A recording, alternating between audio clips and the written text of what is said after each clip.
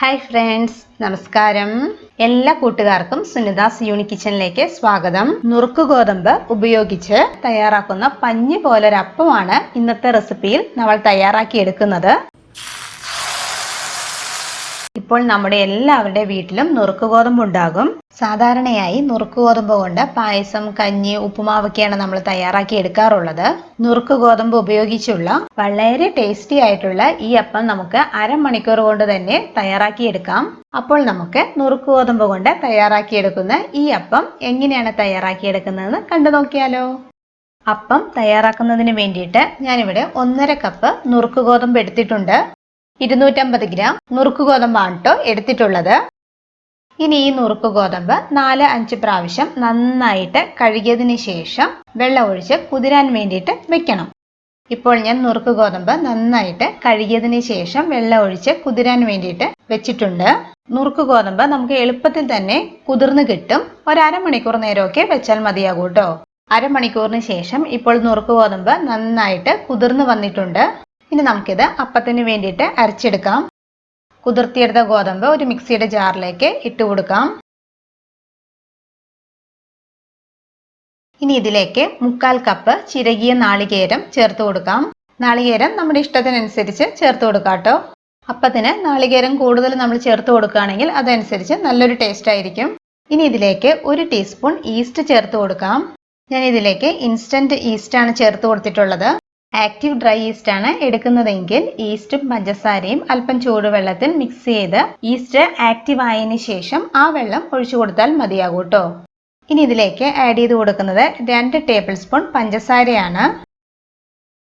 ഇനി നമുക്കിതിലേക്ക് ചെറിയ ചൂടുള്ള വെള്ളം ഒഴിച്ചു കൊടുക്കാം. ഇപ്പോൾ ഞാനിവിടെ 1/2 കപ്പ് വെള്ളം ഒഴിച്ചാണ് അരച്ചെടുക്കുന്നത്. ആദ്യം തന്നെ കൂടുതൽ വെള്ളം ഒഴിച്ചു കഴിഞ്ഞാൽ നന്നായിട്ട് അരഞ്ഞു കിട്ടാതെ വരും. അതുകൊണ്ട് തന്നെ കുറേശ്ശെ വെള്ളം ഒഴിച്ചു കൊടുത്ത് അരച്ചെടുത്താൽ മതി കേട്ടോ. നമ്മുടെ വിരൽ മുക്കി നോക്കിയാൽ സഹിക്കാൻ പറ്റുന്ന ചൂട്. വെള്ളത്തിന് ആ ഒരു പാകത്തിനുള്ള ചൂടേ ആകാവൂ. വെള്ളത്തിന് കൂടുതൽ ചൂടായി കഴിഞ്ഞാൽ ഈസ്റ്റ് ആക്റ്റീവ് ആകാതെ വരും കേട്ടോ. ഇനി നമുക്ക് അപ്പത്തിന്റെ ബാറ്റർ നന്നായിട്ട് അരച്ചെടുക്കണം. അപ്പോൾ ഞാനിത് നന്നായിട്ട് അരച്ചെടുക്കട്ടെ. നന്നായിട്ട് അരച്ചെടുത്ത ബാറ്റർ ഒരു ബൗളിലേക്ക് ഒഴിച്ചു കൊടുത്തിട്ടുണ്ട്.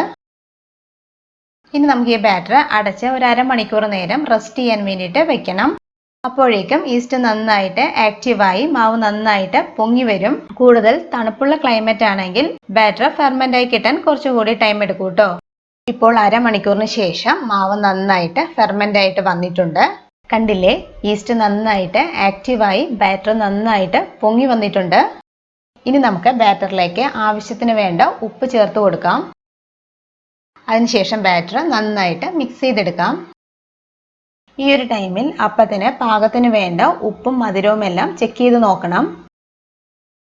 മധുരം വേണമെന്നുണ്ടെങ്കിൽ ആവശ്യത്തിന് വേണ്ട പഞ്ചസാര ചേർത്ത് കൊടുക്കാം. അപ്പത്തിന്റെ ബാറ്റർ കൂടുതൽ തിക്കായി പോകാതെയും കൂടുതൽ ലൂസായി പോകാതെയുള്ള ഒരു കൺസിസ്റ്റൻസിയിൽ റെഡിയാക്കി എടുക്കണം. മാവ് ഇപ്പോൾ ഈ ഒരു കൺസിസ്റ്റൻസിയിലാണ് ഇരിക്കുന്നത്. ഇപ്പോൾ ബാറ്റർ റെഡിയാണ്. ഇനി നമുക്ക് അപ്പം തയ്യാറാക്കി എടുക്കാം. ഓയിൽ പുരട്ടിയ തവ ഒരു മീഡിയം ഫ്ലെയിമിൽ ചൂടായി വന്നിട്ടുണ്ട്. തവയിലേക്ക് ആവശ്യത്തിന് വേണ്ട ബാറ്റർ ഒഴിച്ചു കൊടുക്കാം.